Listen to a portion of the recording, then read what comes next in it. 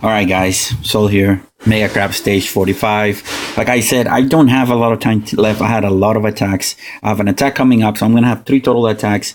And I did a bunch of just GBE Sparky attacks to make it easy, see if I could finish it without losing all my troops. That unfortunately didn't happen. So this is the first attack on stage 45. I'm thinking, what do I need to do to make it easy for myself to go on the left, on the right, clear the shields, and then approach from this corner. And this answer to that was, well, first thing I need to do is get rid of those just shock launchers, because those shock launchers are gonna essentially hamper my ability to move without using a lot of energy. So you're gonna see me, I damage stack each of those shock launchers, and then I'm gonna do Everspark. I have Universal Remote, I place her in a central position, and then I go ahead and made a mistake.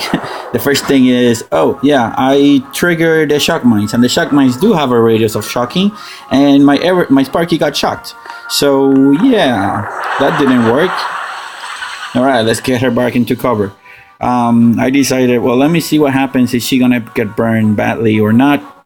So then I decided I'm not gonna send any critters. I'm gonna just try it out. So you see me sending that. I was a little bit late. Everspark lost half of her health on that process. And I said, nope, that cannot happen again. So I threw some critter this time to distract all the defenses. And that critter was on top of the flamethrower. So this time she didn't get burned. My timing was a little bit better. Now it doesn't really matter because I only have one more Everspark to do, or one more Universal Remote to do. And let's just accelerate ×2. Then all the remaining energy, I don't know what I did with it, to be honest. Yeah, I destroyed the rocket launchers and the machine gun, just send them there. Because the idea is, if my Scorchers go forward to try to kill that, they're gonna get wrecked by those Doom Cannons, and I don't want that to happen. So I think that's about it, guys. That's the first attack I did. Like I said, I did 4 attacks. I could have had it on the 4th one, but it didn't end up working. And again, I could have reached farther if I had more time. I just yesterday had an activity and I just couldn't attack, and that just put me behind schedule. So second attack, again, just Everspark and GBE. You're gonna see I decided I'm gonna destroy those shields. That's gonna make it a lot easier for me to destroy this base. So all my GBE went in there. Those guys had about 80,000 HP points of health. So it required 4 barrages, maybe 5, and a bunch of artillery. So that's 1, 2, and then it's gonna be 3, 4. One more. 3, 4. Then I decided, hey, I think I can get by without using my artillery shot. So I used a barrage to destroy everything else. Hindsight, it wasn't very smart because I think I would have just destroyed it. That other shield got left. So now I'm like, okay, so what do I do now? I started thinking and sort of, how do you call it? I started thinking of what to do. So I decided, I have enough for an Everspark hack. So I went ahead and I hacked that boom cannon in the back. Not that it was needed, but it was the amount of GBE. So I threw some critters on the top. And that's about it. That's the second attack I did on that base. It's just clearing, like I said. Now, you can avoid all this if you have enough time. You probably don't, because I'm running out of time at this point. So now I'm just destroying those 2 rocket launchers, because I'm going to park on this corner right here with my troops. I don't want anything to hit them.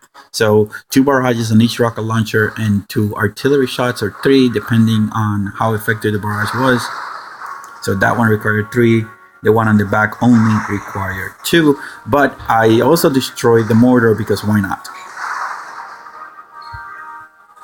So I sent another artillery shots. Now I have enough GBE now to land my Scorchers, destroy this stuff right here. So what I ended up doing then was just landing my troops and just clearing this. I didn't want to use the medics.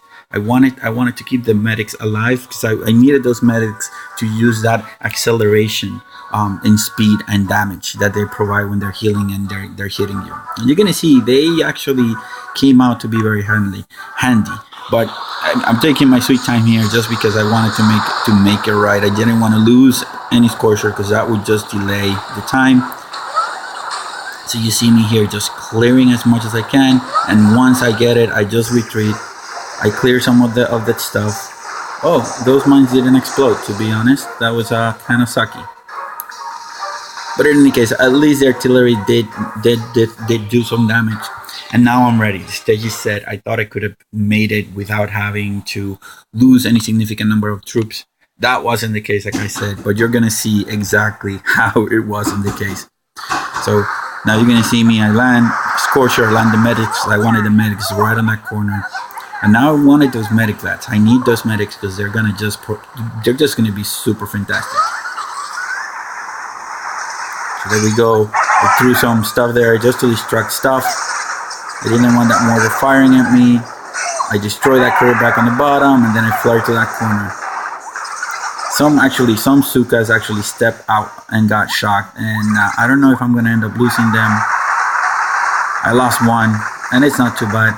But now you're gonna see. I mean, those medics are now being awesome. They're just boosting our Scorchers up. Drop some critters in the back just to protect our Sukas. Our Sukas are our most important asset. They are our damage dealing combination. Now you're gonna see me. I was late to that smoke, so I lost about 4 Sukas. Those 4 Sukas could have mean the difference of what's gonna end up happening at the very end of this match. But when frozen, my Sukas can withstand the rocket launcher hits. Now, this minefield is freaking insane. I started dropping critters. In hindsight, I should have dropped a barrage, but I didn't know if my Scorchers were gonna walk in front and to get destroyed. So here am I trying to make way, just using a lot of critters, and just because it was a danger close situation. So now we go there. We lost a bunch of more Sukas just because of that machine gun. But then after here, we were in a pretty good position. I mean, we had 2 cannons firing. The Doom cannons just started having range right now, so we're gonna lose our Doom cannons now.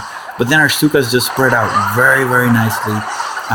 We have our Spark on the back, and now we just start pounding the core. And I'm gonna accelerate it because it's a little bit sad. It's a minute of just constant firing. So there we go, guys. So you're gonna see if the shock launcher wasn't there, the story would have been different. I actually wanted to clear that shock. I decided against it. And I mean, I just keep shooting, and I was like, oh no, how close is it? How close is it? I mean, it was close, but you're gonna see how freaking close it was on this final attack. So let's go ahead and scout it. Essentially, it boiled down to having a core of 6,000 total health, which is ridiculous, guys. But in any case, let's go ahead and attack it right now. Let's clear that one out. I'm already loading for my next attack on stage 46, which most likely will be my last stage. I'm just gonna release some of the critters, because why not? Just the critters raid the base.